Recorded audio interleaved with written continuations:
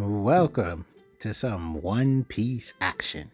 If you're new to the channel, please give us a subscribe. And if you're a returning viewer and have not subscribed yet, please give us a subscribe. It definitely helps the channel grow.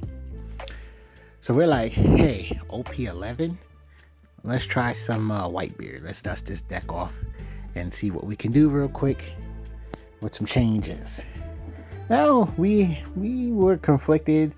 There were a couple of cards. It was like, we want to play this, maybe we should play that, so that Sanji that looks like Nami, or is it, Sanji that looks like Nami card. It's just a card that helps your hand, so you get to swing for a healthy number. No Dawn, 6k swing, they attack it, they reward you, you know what I'm saying? Because that's what Whitebeard likes in it. Basically, it's just a handful of cards. We should probably attack with Izo. Please put that down on Izo.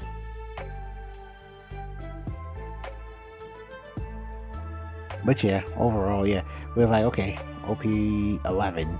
Let's open up OP11 with Izo. I said that. Oh my god, with Whitebeard. So if you interested in more Whitebeard, just leave a comment letting us know. Or any OP11 deck that you want to see. I can say that we are working on a Jinbei build. It was a leader that I was just like, why isn't this leader getting played? And I don't think it's getting played. Feel free to correct me if I'm wrong. I'm sorry. I didn't look into the meta of OP11. Sometimes if I just hear some stuff out in these One Piece streets, I'd be like, oh, that's what's going on. So to my knowledge, it's the Luffy that's bugging out. But yeah. So to my knowledge, I think Jinbei and Shirahoshi aren't strong. I think ? Or the way it sounds, it literally sounds like it's just Luffy that's running these streets. Oh no. Oh well, we got Marco, so that's kind of safe. But essentially, are we doing math? It would be 8,000 if he was to play both of those.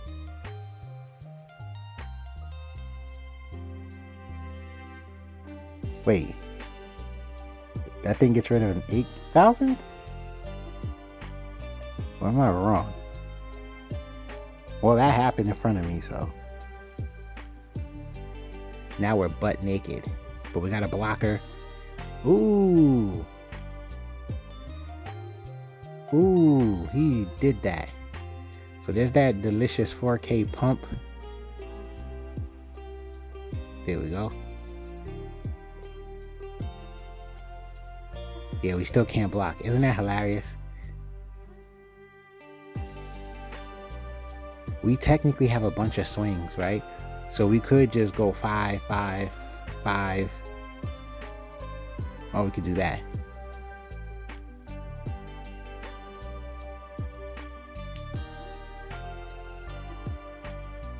I mean, at this point, it would need some zero cards, right? That's 2, that's 6, that'd be 11. Yeah, so that wouldn't be enough. Now this is interesting. So what's interesting about this matchup here, was I saying something and just forgot to finish saying it? It doesn't matter. So what's interesting about this matchup here is the fact that Robin, yes, banishes the life, but we're drawing our life. So we're not in those predicaments. Like, so we can actually just say, hey, we're not gonna let you do this for free because we're gonna draw our life anyway. Isn't that funny? Oh, but we let her do it.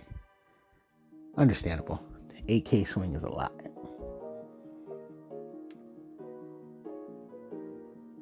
And they just take. And we beef up the board. Yeah, I think the only thing that holds Whitebeard back from still being relevant is the fact that he stuck to one color. That's about it. Because you really have to hope that that color is just always going to reward you, give you something that you can use. So the benefit of the dual leaders is just you have 2 color pools, and that's kind of obvious, right? But you know, to sound smart, it's like it gives you twice the chance of getting a card printed that's going to help you out. Yeah, I know this is complicated for you. Too many swings, and in order to ramp, you're chucking cards, and in order to play that, you chuck the card, but it is a blocker. Let's see what you're going to commit to, because we have a lot of cards in our hand. You're at 2 life. You got 4 cards in yours. The moment you develop board, that's 3.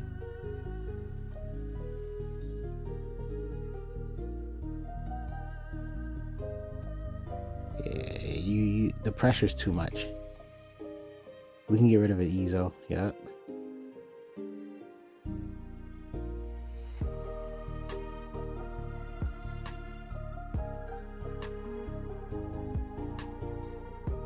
A part of me says trash the life.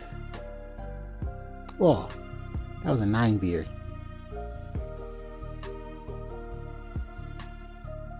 They only got 2 cards in hand. I don't think we have enough attacks. Oh, that's it. Yeah, that's 2 blockers. And then they're looking at a Gum Giant. It feels like you were better off just blocking and then drawing into a card next turn. You could have just blocked, drew into a card next turn, so you could have an option, and then you have your Gum Giant. Unless you play a card, then you're back to where you were. So that changes things, yes.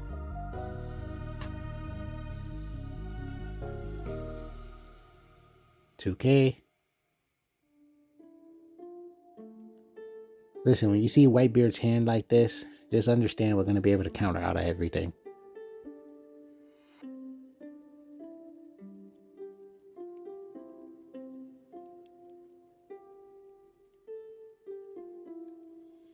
Tough decision. If you save it, you probably can go for game. There you go. No, they still got blockers, so you're not going for game. Duh.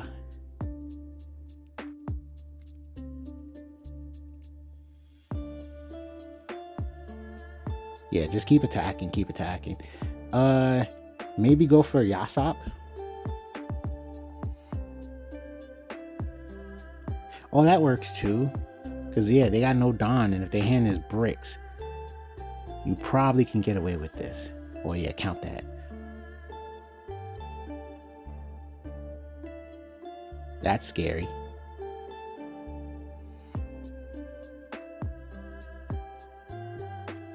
Okay, I was like, more than likely they have bricks in their hand, but man, I still would have been me personally, I would have been too nervous to do that. So good on the player to, just go for it. Scare money don't make money. But I felt like we also had enough to potentially make the game last one more turn. I could be dead wrong. But yeah, like play Yasop, become a 7K leader, have active Dawn. We're 100% stopping an attack, in my opinion, with a Radical Beam, stop, and then counter out. I could be wrong. There could be a math equation that we would have ended up losing.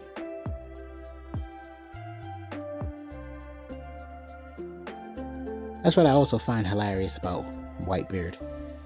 It's like the sheer fact that this leader definitely is going to swing with that Ezo. It's going to use Ezo at some point.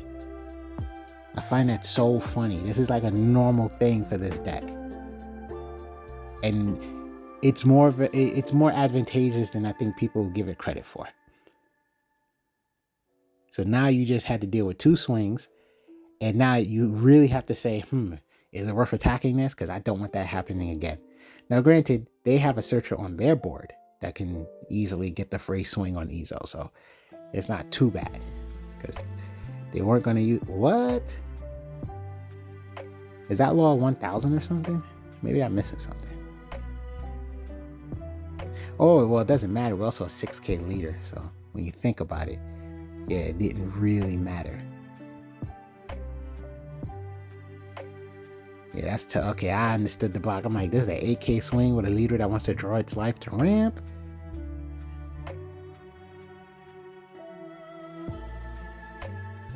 Man, that purple law, if they get more of those, that's gonna be annoying.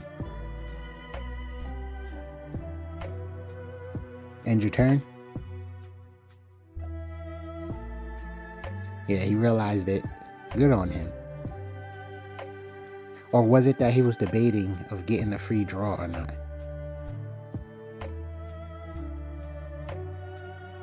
Yeah, Whitebeard with board removal. Gotta love it.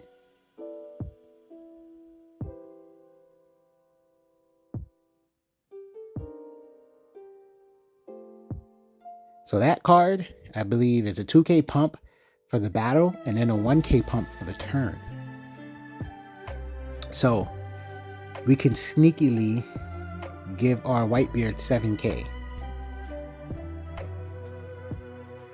So right now, like for instance, that Luffy player might believe in his heart that he got 3 swings, when technically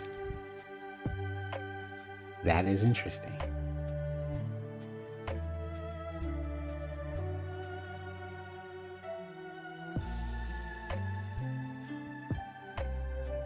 We rather keep our he did he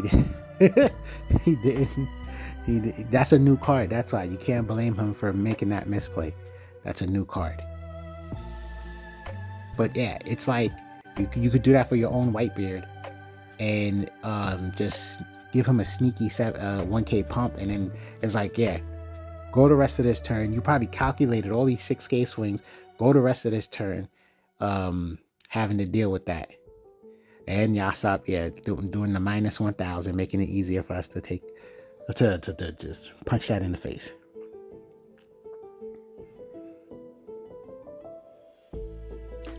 So yeah, I feel like that event. See, the thing is, Whitebeard has a lot of events that makes that he could take advantage of. Let's say that there's a lot of events, so it's like whatever direction you take this deck in, the events is going to be something to think about, because it's like, I don't know the names of these events, but there's the one from the Drum Island that gives 4K pump, and then 4K pump and then minus 1,000, I believe, to something. And then there's the one that does the 3K pump and minus 2,000 or something. And now you got this card. All those events help out Whitebeard, all of them. And then we're gonna work on another Whitebeard build. And just update a couple of decks, essentially. I'm really hoping, because I feel bad, we had the Red Green Law community watching our videos, but it was hard in these red green streets, I ain't gonna lie, but we came up with something very interesting, but it's just not solid. It's interesting but not solid, so we got to figure out a way to make it more solid. So that's it. Hopefully we can figure out something, because the potential's there. Just once again, we got to figure something out. That we swinging like we got a 10 drop.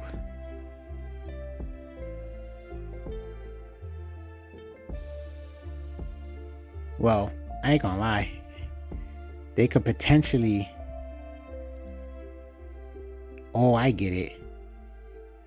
Are you gonna do ace and then swing for 11?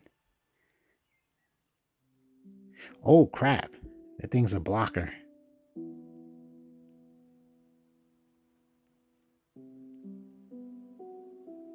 That's scary. Okay, smart.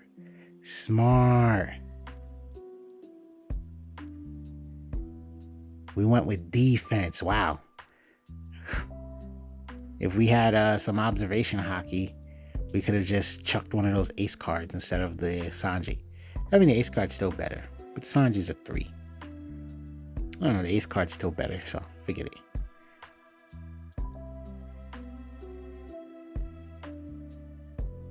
Trying to sneak the game.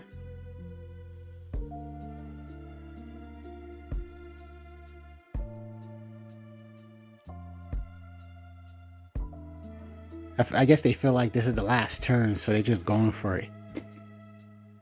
2K counter.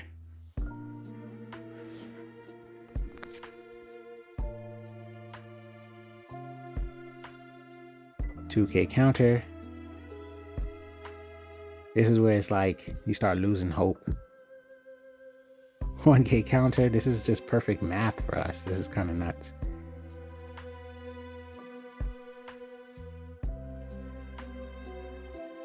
That's funny. But like, low key, that was just for the sake of doing that.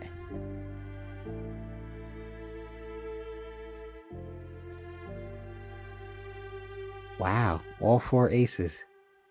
That's a good poker hand, but not good for One Piece.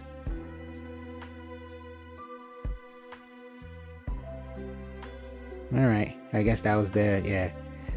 G. Thanks for watching. Dag, the bricks. It is what it is.